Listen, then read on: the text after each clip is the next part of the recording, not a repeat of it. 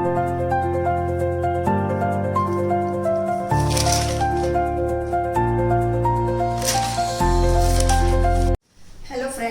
શ્રી કૃષ્ણ. હું અસ્મિતા દરજી વડોદરાથી. સ્વાગત છે તમારું મારી દેવીની કિચનમાં. આજે આપણે બનાવવા જઈ રહ્યા છીએ મગની દાળની વડી, જેના માટે મેં તૈયારી કરી દીધી છે. હું ગઈકાલે રાત્રે જ 2 કિલો મગની દાળ પલાળેલી છોડાવાળી, જે હવે આપણે તેને 5 થી 6 પાણીએ ધોઈશું.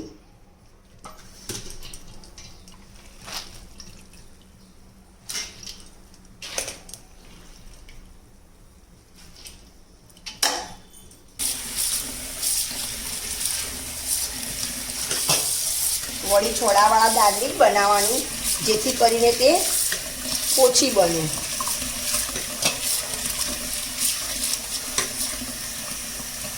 અલગ એટલામાં તેના છોડા કાઢી લેવાના.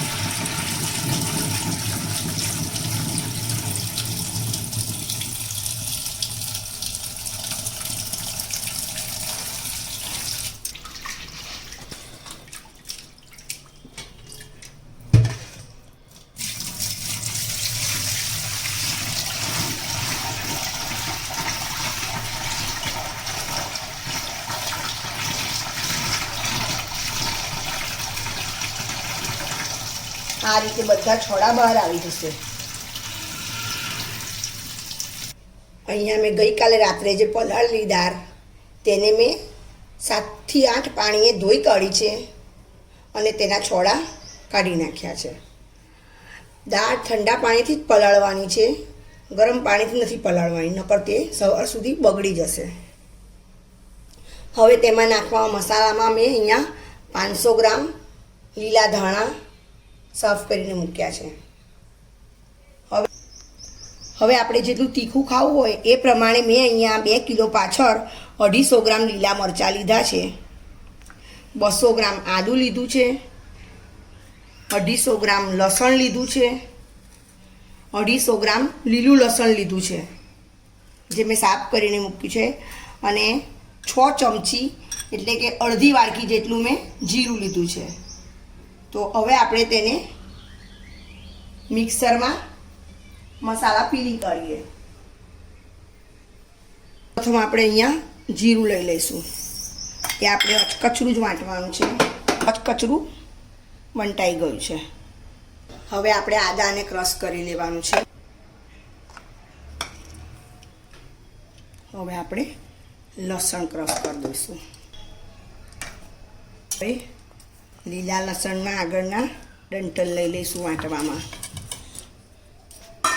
થોડા લીલા ધાણા આપણે વાટવામાં લઈશું. હવે આપણે તેમાં થોડુંક લીલું લસણ એડ કરીશું, જેથી ટેસ્ટ સરસ આવશે આપણી વડીનો. આપણે મરચાં ક્રશ કરી લઈશું.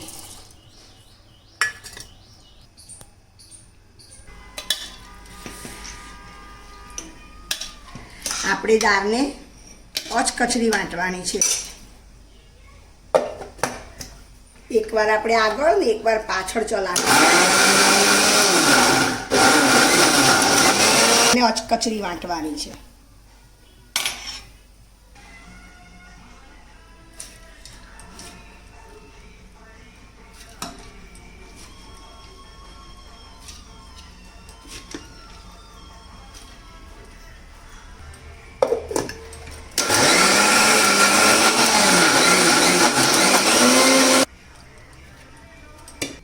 તો તૈયાર છે આપણું મગની દાળનું ખીરું તૈયાર છે. હવે તેમાં આપણે બધા મસાલા એડ કરીશું. અહીંયા મેં 250 ગ્રામ લસણ લીધેલું, તે એડ કરું છું. આ મેં પેસ્ટ લીલું લસણ અને લીલા ધાણાની બનાવી છે, જેથી કરીને આપણો કલર સરસ ચડશે. આ મારી સિક્રેટ રેસીપી છે, જે તમને ખૂબ પસંદ આવશે.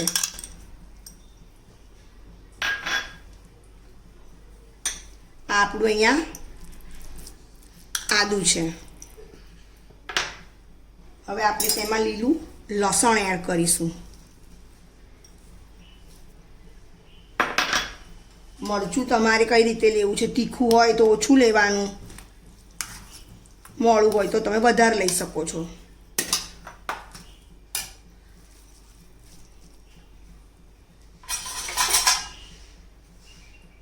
હવે આપણે તેમાં થોડો કલર માટે હળદર લઈશું, થોડીક જ માઇનર.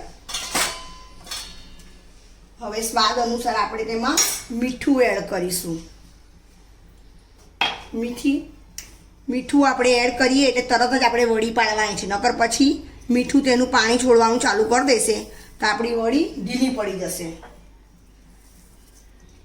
હવે તેમાં મેં ધાણા સાફ કરીને મૂકેલા 500 ગ્રામ તે એડ કરું છું.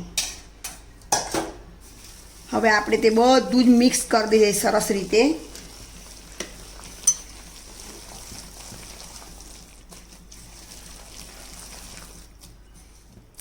હવે જે આ અડધી વાડકી જીરું ક્રશ કરેલું તે એડ કરી દઈએ.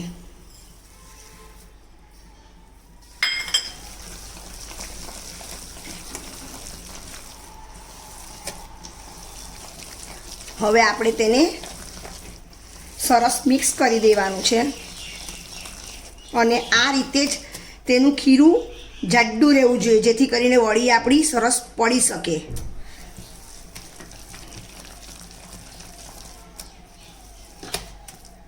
ફરી હું થોડું અહીંયા લીલું મરચું એડ કરું છું.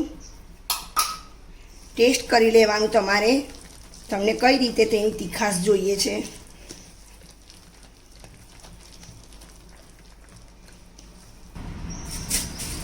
આપણું વડીનું ખીરું કેવું સરસ તૈયાર થયું છે, તેનો કલર કેવો ચડ્યો છે. આપણી વડીનું ખીરું તૈયાર છે. આપણું ખીરું વડીઓનું સરસ તૈયાર થઈ ગયું છે. તેમાં ફૂલ મસાલા દેખાય છે, એનો કલર બી સરસ ચડ્યો છે. આમાં મેં ફૂલ લીલું લસણ, લીલા ધાણાનો યુઝ કર્યો છે અને આપણે ખીરું અચકચરું દર્યું છે, જેથી આપણી દાળ પણ અંદર દેખાય છે. હવે આપણે આ રીતે વડી મૂકીશું.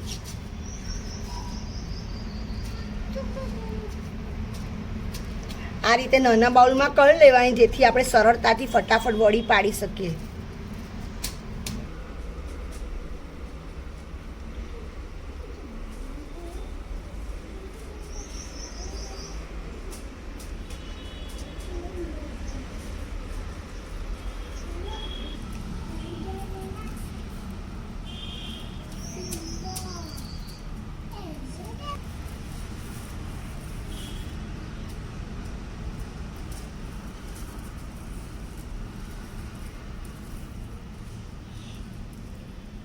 તે વડી પાડવી, હાથમાં આ રીતે લઈ અને અંગૂઠાની મદદથી તેને આપણે આમ ધકેલવી, જેથી તે ઊભી અને સરસ બનશે, ગોળ મટોળ.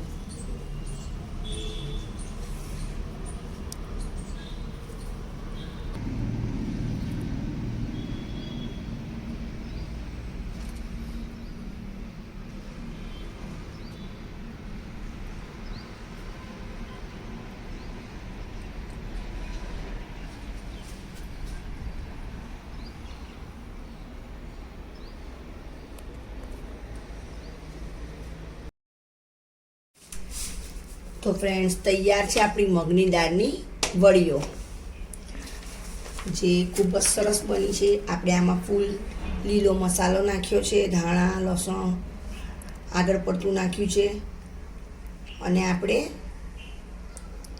મગની દાળ પણ તેમાં થોડી થોડી આખી રાખી છે, જેથી તે દેખાય છે આપણને. તો તમને મારી આ રેસીપી કેવી લાગી તે મને લાઈક કરજો, શેર કરજો, મારી ચેનલને સબસ્ક્રાઈબ કરવાનું ભૂલતા નહીં અને બેલ આઇકનનું બટન દબાવજો. તો ચાલો ફરી મળીશું નવા વિડીયોમાં. Thank you for watching.